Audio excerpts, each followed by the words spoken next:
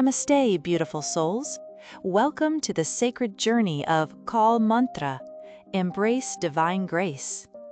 Let the celestial vibrations uplift your spirit and guide you toward inner peace, abundance, and divine blessings.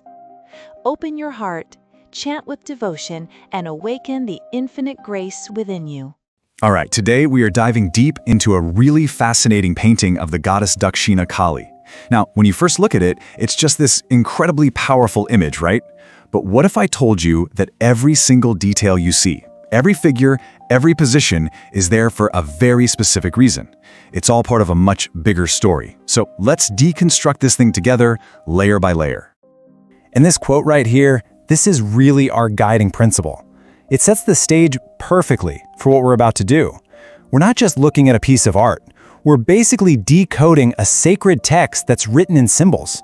You have to remember, nothing here is an accident. So to really get what's going on in this painting, you have to understand its structure. It's built in layers, like a cosmic hierarchy that goes from the very bottom all the way to the peak of divine power. And we're going to climb it together, step by step. Here's our plan of attack, our roadmap. We're going to start at the very base with these 4 Ishwaras, then we'll move up to Sadashiva, then Mahakal Bhairav, and finally we'll get to the main event, Dakshina Kali herself.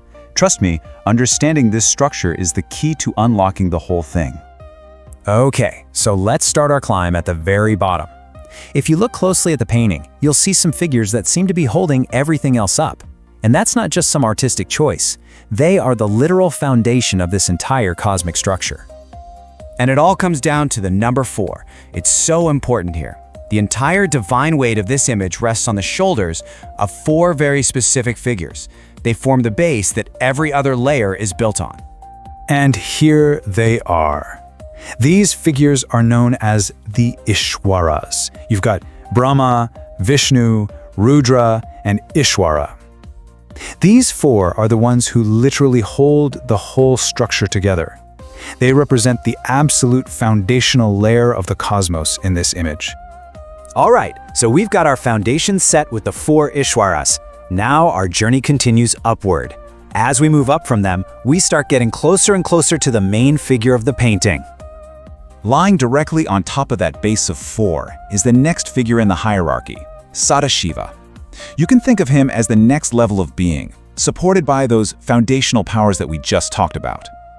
And then above Sadashiva, we find Mahakal Bhairav. Now, pay attention to the description here. He is dark and blue in color. That little detail isn't random at all. It's a major clue about who he is and what his role is in this whole divine setup.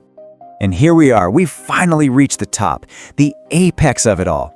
Standing on top of everyone else is the powerful, formidable, and, well, ferocious form of Dakshina Kali.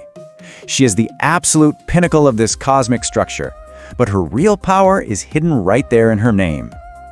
Which leads us to the big question, right? Why that name? Why is she Dakshina Kali? It's not just a random title. That one word is the key to understanding her most profound and, frankly, most terrifying power. And the answer is actually really direct. The word Dakshina literally just means the southern direction. Yeah, a simple point on a compass. But in this symbolic world, that direction carries an immense, almost scary amount of weight. So, what's the big deal about the south? This is where the whole story of the painting just clicks into place. The southern direction isn't just a direction, it's a domain or realm, and it has a very specific ruler. And here's why that matters so much. The south, or Dakshina, is seen as the direction of death. It's the domain of Yama, the god of death himself. So by facing south, Kali is directly staring down the very idea of mortality. But here's the kicker. This is the most powerful part of the whole painting. She doesn't just face death, she makes death itself afraid. It's stated so clearly. Her form is so ferocious and so powerful that Yama, the god of death, gets scared just by looking at her. Imagine that. So let's just quickly put all the pieces together. Her name, Dakshina, tells us she faces south. The south is the direction of Yama, the god of death. So what does that make Dakshina Kali? She is the one with ultimate power over death, so much power that death itself is afraid of her. It's an absolutely incredible story, all told within this one single image. And that kind of leaves us with one final thought. This painting shows us that a whole universe of meaning can be packed into a work of art, hidden right there in plain sight. It really makes you wonder, doesn't it? What other amazing secrets are out there all around us, just waiting to be decoded? Struggling with health, financial worries, wealth, relationships, or career?